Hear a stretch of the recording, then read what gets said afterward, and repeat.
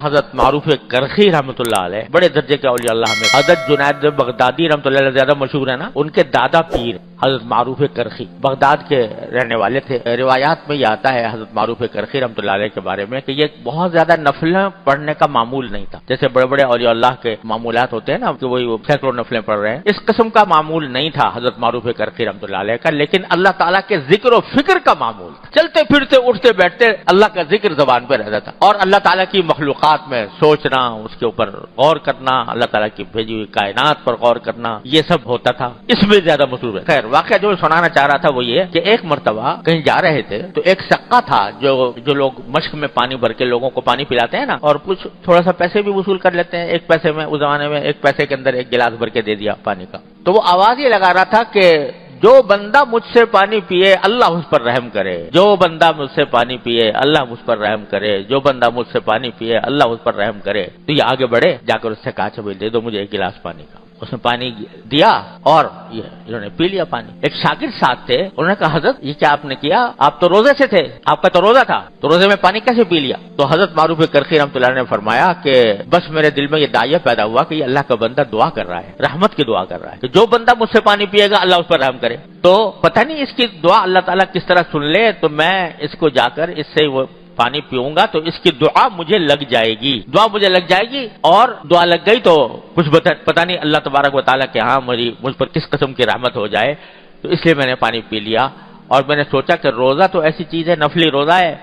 نفلی روزے کو بعد میں قضا بھی کیا جا سکتا ہے، لیکن پھر پتہ نہیں اس آدمی کی دعا مجھے ملے یا نہ ملے۔ کوئی بہت بڑا بزرگ ولی اللہ نہیں تھا بظاہر، کوئی بہت بڑا صاحب درجات نہیں تھا، سقا بہشتی پانی پلانے والا ایک آدمی، اس کی دعا لینے کے لیے اپنا روزہ توڑ دیا حضرت معروف کرخی رحمتullah علیہ۔ دیکھو ہر ان بزرگوں کے ہر واقعے میں کچھ سبق ہوتے ہیں، تو اس میں ایک سبق تو یہ ہوا کہ کچھ نہیں پتا کہ اللہ کس کی دعا کس وقت قبول کر لے۔ ایک آدمی بالکل بے حیثیت نظر آ رہا ہے، دیکھنے میں کوئی حیثیت نظر نہیں آتی، لیکن اللہ کے ہاں اس کا کیا مقام ہے، اس کی بات، اس کی دعا اللہ تعالیٰ کس درجہ قبول فرماتے ہیں، کچھ پتہ نہیں۔ لہذا یہ جو ہم لوگ بعض اوقات اپنے بارے میں بھی غلط فہمی میں مبتلا رہتے ہیں، جب ان سے کہا جائے کہ بھئی دعا کیا کرو، یا ان سے درخواست کی جاتی ہے دعا کرنے کی، تو کہتے ہیں بھئی ہم کیا اور ہماری دعائیں کیا۔ ارے اپنے حیثیت کو مت دیکھو، دینے والے کی حیثیت کو دیکھو۔ تم جو دعا کر رہے ہو یہ سمجھنا کہ میں دعا کے لائق نہیں ہوں، بس بڑا کوئی بزرگ ہوگا، کوئی عالم ہوگا، کوئی مولوی ہوگا، کوئی ولی اللہ ہوگا تو اسی کی دعا قبول ہوگی، یہ خیال دل سے نکال دو۔ دعا تو